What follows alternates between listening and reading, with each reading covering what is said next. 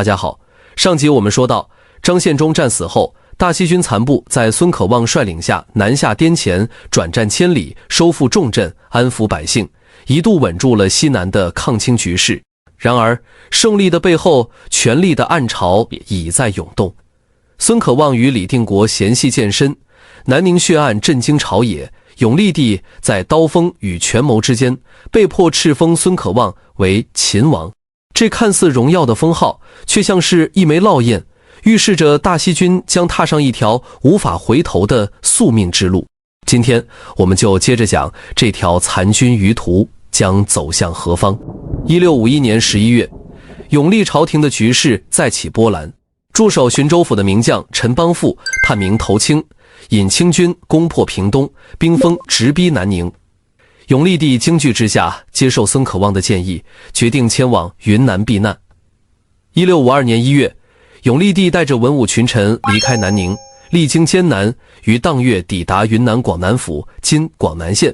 随后，孙可望派总兵王爱秀与部将狄三品率3000士兵迎接永历帝至贵州安龙所，并将此地改为安龙府（今安龙县）作为永历帝的新居所。有人议论孙可望是挟天子以令诸侯，孙可望无奈回应：笑话，如今你们看看哪里还有诸侯可令，我又能用天子威令谁？1652年4月，孙可望在贵阳召集大西军将领，商讨大规模抗清的作战计划。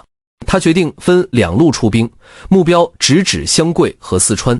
第一路，李定国、冯双礼率8万兵马从贵州黎平出发，经靖州至武冈，攻取广西桂林。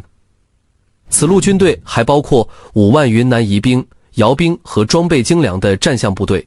第二路，刘文秀、张先弼率5万大军从永宁出发，经徐州攻打四川成都，途中会合白文选所部。5月，李定国率部攻下靖州，与马敬忠所部会师后，接连攻克元州和武冈。清军定南王孔有德退守桂林，李定国乘胜追击，迅速包围桂林城。为攻破城防，大西军趋向攻城，桂林守军大乱。7月4日，孔有德走投无路，纵火自焚，城破。大西军活捉名叛将陈邦富及其子陈增宇，并将桂林收入囊中。不久，李定国率军北上湖南，与清军尚可喜部交战于衡州。清皇族靖锦亲王倪堪带数万援军日夜兼程赶来增援。李定国故意佯败，诱倪堪进入伏击圈，将其围困于树林中，倪堪战死。至此，大西军成功收复湘桂，降服清军10万，震惊天下。湘桂大捷后，孙可望在贵阳设宴3日庆功，并论功行赏。李定国被封为西宁郡王，冯双礼被封为新国侯。当年封孙可望为秦王，后投降清朝的庆国公陈邦富被押回贵阳处死，其尸被传世于滇黔各地，以警示反叛者。然而，随这场大胜而来的，却是孙可望与李定国之间矛盾的加深。湘桂出征中，李定国立下赫赫战功，而孙可望的直属驾前军未能参与，军中不满情绪渐生。有人议论，北兵清军本意对付，为何我们无缘参与？更有人传言，李定国虏获财物无数。这些言辞让孙可望更加疑忌李定国。一些心怀不轨的人趁机挑拨，称李定国对封赏不满，认为天子不能以王封王。冯双礼还向孙可望密报，称李定国日益骄纵，将来恐怕难以控制。孙可望对李定国的不信任逐渐加深。这么一来，大西军4将军艾能奇早已牺牲，李定国为孙可望不容。刘文秀又因攻打四川保宁失利被撤职，也就只剩下孙可望自己这个孤家寡人了。1653年2月，孙可望决意亲率驾前军5万出征湘桂，以期亲历战功，重夺军心。他在贵阳举行出征誓师大会，杀青牛白马祭天，誓言斩清兵如草芥。然而，他发兵后便试图召李定国前来议事，实际上是想借机解除其兵权。李定国得有人密信提醒，未敢应召，而是率部退往广西。孙可望随即发兵追击，却在宝庆金湖南邵阳遭遇清军伏击。孙可望仓促迎战，不敌败退。试图偷袭清军时，又因轻敌再败，被迫退回宝洞口与清军对峙。清军因孙李二人内讧，选择收兵不追，以武庆为界。孙可望未能与李定国合作作战，错失战机，待驾前军返回贵阳。此时清军借机发动反攻，李定国因受掣肘，败走广西、湖南失守。孙可望遣冯双礼追击李定国，却被李设福擒获。尽管李定国释放了冯双礼，双方的裂痕已不可弥合。下面我们再来说永历帝。1654年，永历帝居于安龙，对孙可望的控制日益不满。他密令太监张福禄和权为国与内阁大学士吴真玉等人密谋，计划召回李定国率兵入魏，摆脱孙可望的钳制。他们委托蒋乾昌拟诏，由张福禄持用皇帝宝玺，交使者林清扬送往南宁召李定国。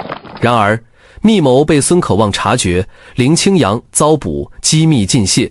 孙可望派郑国和王爱秀前往安龙觐见永历帝，询问召李入魏一事的主谋。永历帝不敢承认，推说是伪诏。好在吴真玉等人经考问后，一口咬定未禀奏皇帝，便擅自行动。孙可望随即请永历帝裁决。永历帝虽愤怒，却不得不将此事交刑部处理。吴真玉等18人被判盗宝矫诏，欺君误国张福禄、权为国和张娟3人处以凌迟，其余14人斩首，吴真玉则以大臣身份赐役。3月，这场血腥清算在安龙城北的马场完成，震动朝野。在清算完内部威胁后，孙可望开始筹备登基称帝。他早年已被拥立为国主，但一直未举行正式的登基仪式。1654年6月，在云南宫殿的基础上，他计划于昆明正式称帝。然而大典当天天降暴雨，雷电交加，场面十分不祥。孙可望心生不悦，决定终止登基，返回贵阳。为了另行择吉登基，孙可望在贵阳大兴土木，修建宫殿和太庙。他以慧光寺为贡院，开科取士，录取举人54名，并筹建拱南殿。太庙中，他将朱元璋、张献忠和自己的祖父列为3位供奉之主，试图为自己的统治寻找合法性。他还命人编撰国史，称张献忠为太祖，甚至将崇祯皇帝敕为桀纣，极力塑造大西国的正统性。然而此时，孙可望与李定国的矛盾已经日益激化。永历帝在安龙密诏李定国后，两人之间的猜忌达到了顶点。1656年，李定国自南宁西行，计划途经安龙护送永历帝入滇，恢复战局。孙可望得知后，派白文选率轻骑前往安龙，试图将永历帝劝至贵阳，并让他禅位。白文选虽是孙可望的亲信，却对孙可望感到不满。他以马匹不齐为由拖延行程，为李定国争取时间。2日后，李定国果然赶到，护送永历帝离开安龙，最终将其安置于昆明。此后，永历帝试图斡旋两人关系，派白文选携带诏书前往贵阳调解。然而，孙可望不但未接受，反而扣押了白文选。随后，他以皇帝名义召见的张虎之言为借口，认定李定国有意篡位，愤怒中决意出兵征讨。1657年8月，孙可望集结10万大军，亲率大军进攻云南，启用白文选为征讨大将军。然而，白文选在关键时刻倒戈，率部投奔李定国。两军对峙于云南胶水（今詹义）。孙可望虽试图整军再战，但部将马维新等人接连倒戈，军心尽失。孙可望大败，仅率数百亲兵退回贵阳。他试图调动部队防守，但守将冯双礼以清军已至为由，连放号炮，暗示孙可望弃城逃跑。绝望的孙可望自嘲道：“这是天意，叫我去发归清。”便匆匆收拾财物，率家眷投降清军。1657年10月，孙可望到达长沙，向洪承畴投降。孙可望降清后，清廷封他为义王。他向清廷详细汇报了云贵的地形、军力和险要关隘，成为清军统一西南的重要助力。同时，此时的他开始咒骂李定国、刘文秀为逆党，不禁让人唏嘘。然而，他的影响力已无可挽回，滇黔之地的抗清局势彻底崩溃。李定国虽继续抗击清军，但孤立无援，最终无法支撑。1658年，清廷调集重兵3路夹击大西军，最终攻入贵州和云南。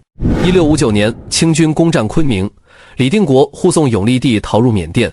1662年，清军在吴三桂的指挥下，逼迫缅甸交出永历帝，随后将其绞杀于昆明北门外，彻底终结了南明王朝。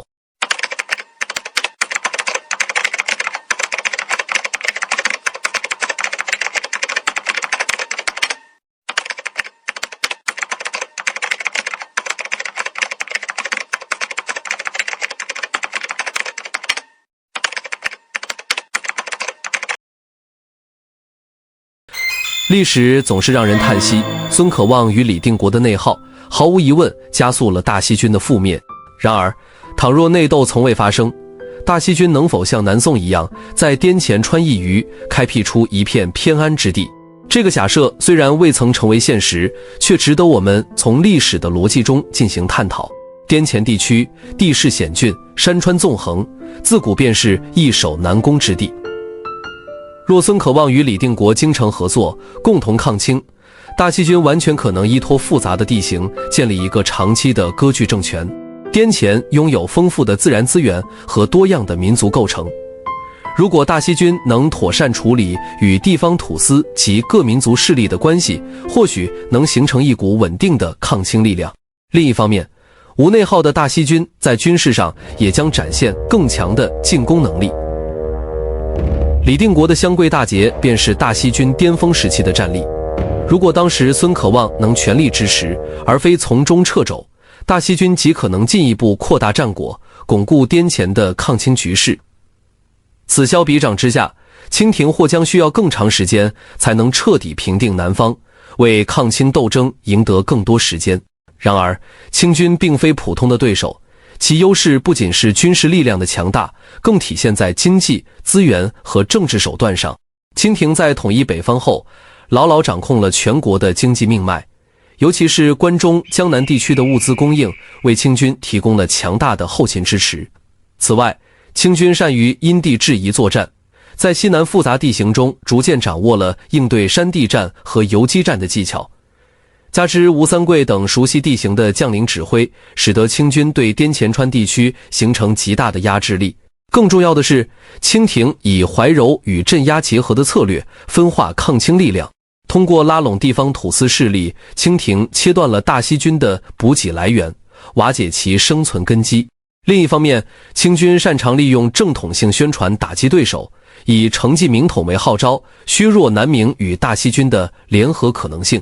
同时，清廷利用南明内部的派系斗争，进一步加剧了矛盾，使得抗清势力在战略合作中始终难以形成合力。